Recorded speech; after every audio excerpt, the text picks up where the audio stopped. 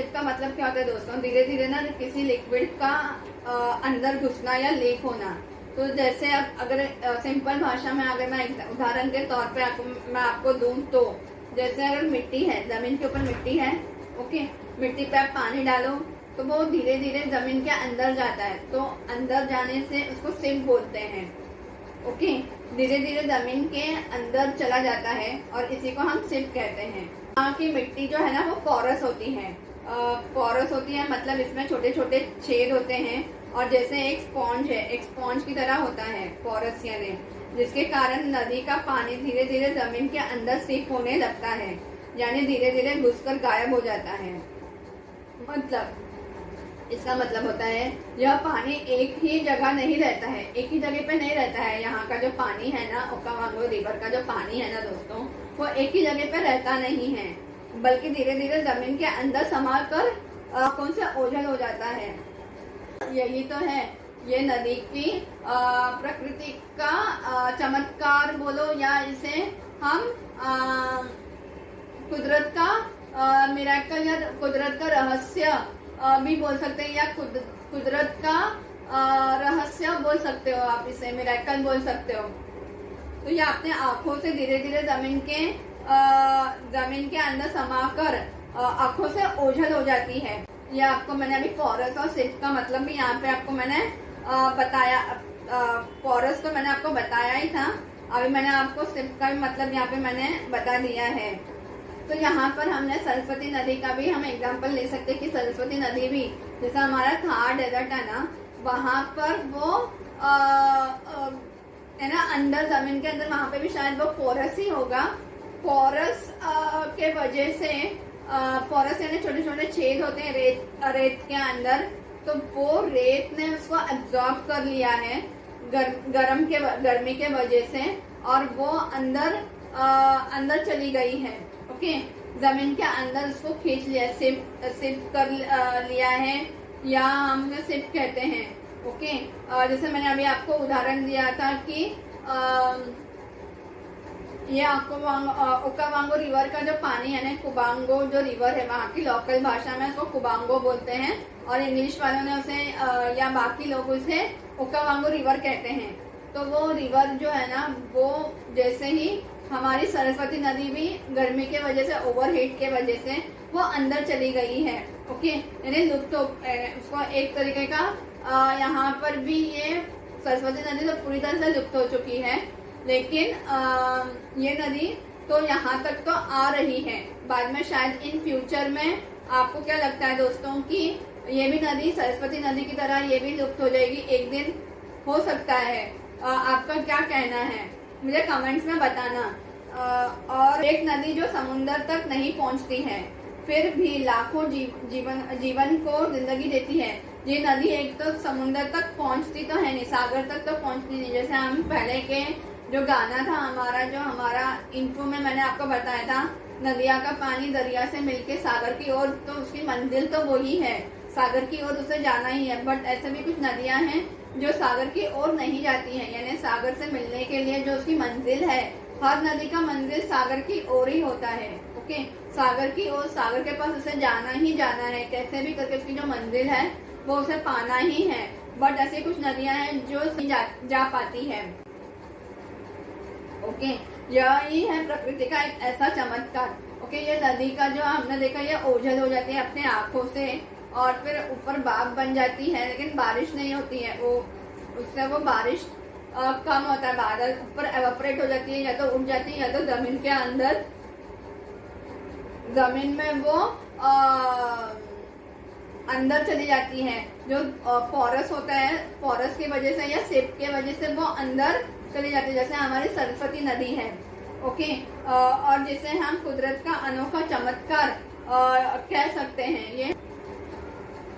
लेकिन दोस्तों, जो एक सवाल मैंने आपको भी पूछा था, तो भी एक और लेकिन सवाल यही है, अगर कल यह नदी सूख गई तो क्या होगा? और कल को ये नदी सूख गई तो क्या होगा दोस्तों?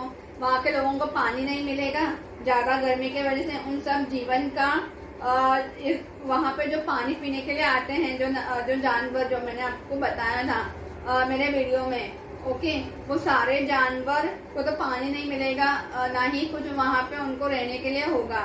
ओके, तो वो कहाँ जाएंगे? ओके, एक तो वो माइग्रेशन करते हैं, वहां पे गर्मी, वहां पे उनको जहाँ से वो माइग्रेट करते हैं वहां पे सूखा हो जाता है, गर्मी में वहां पे पानी सूख जाता है, तो सूखने के कारण वो यहाँ पर आ जाते हैं बोत्सवाना रीजन में। ओके, तो बोत्सवाना रीजन में आने के बाद वहां पे पानी अगर नहीं रहेगा तो वहां से कहाँ जाएंगे वो जानवर? ओके, ठीक है, चलो क्रोकोडाइल्स है, हिप्पोस है, वो तो दरिया में ही रहते हैं। ओके, बाकी लायन है, टाइगर है, टाइगर तो वहाँ पे है ही है अफ्रीका में, पहली बात तो लायन, एलिफेंट्स, बाकी के जो जानवर है, पक्षी भी ठीक है चलो उड़ के दूसरे जगह पे जा सकते हैं। ओके, लेकिन जो लैंड एनिमल्स है उनका क्या? तो क्या होगा उन सब जीवन का जो इस पर निर्भर है, जो यहाँ पर वो निर्भर करते हैं। ओके, यहाँ पर वो डिपेंडेंट है, इस जगह पर वो डिपेंडेंट है। ओके, सोचिए और हमें बताइए, सोचकर हमें बताइएगा, कमेंट्स में बताइएगा, क्या हम प्रकृति के इस वंडर को बचा पाएंगे? क्या हम इस प्रकृति का जो ये वंडर है, ओके, प्रकृति का या कुदरत का जो ये करिश्मा है, कुदरत का जो अद्भुत ये है, अद्भुत अजूबा है। ओके, ये कुदरत का अजूबा ही तो है, हम ऐसा बोल सकते हैं। हमने जो बनाया था वो इंसान का अजूबे है, 7 अजूबे बोलते हैं ना, लेकिन ये कुदरत का अजूबा है दोस्तों। जो ये इंसान ने पूरा पानी से फैलना और फिर उसको वहाँ पे वेटलैंड्स बनाना, डेल्टा बनाना, वहाँ पर रेगिस्तान में, ना कि ये समुन्द्र में जाके डेल्टा बनाता है। हमारा गंगा, ब्रह्मपुत्र, गोदावरी ये समुन्द्र के वहाँ पे डेल्टा बनाते हैं, लेकिन ये रेगिस्तान में अपना डेल्टा बनाता है। ये एक कुदरत का करिश्मा, कुदरत का अजूबा बोल सकते हो या प्रकृति का करिश्मा बोल सकते हो। ऐसा कभी आपने देखा है ना? दुबई में ना सऊदी में दुबई में अपने थार का, अपना जो राजस्थान का जो है, राजस्थान में डेजर्ट है, पता ही होगा आपको, थार डेजर्ट है, वहां पर बारिश ही नहीं होती है। अगर वहां पे बारिश होती है तो शायद हमारी जो सरस्वती नदी है वो कभी लुप्त नहीं हो जाती।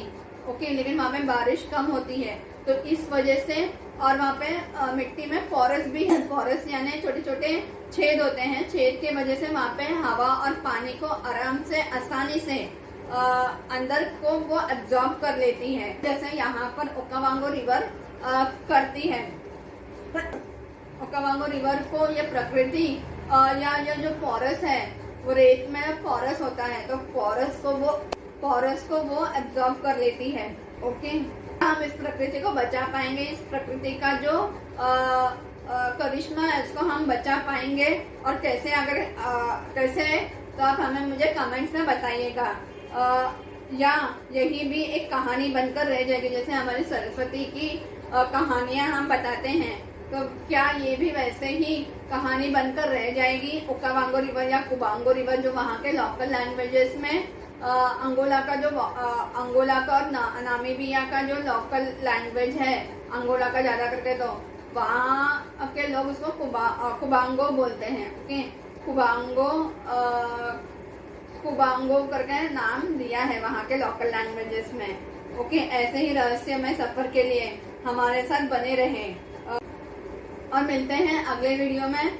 हाँ, अगर आप नए हो मेरे चैनल पे तो लाइक, शेयर एंड सब्सक्राइब करना ना भूलें।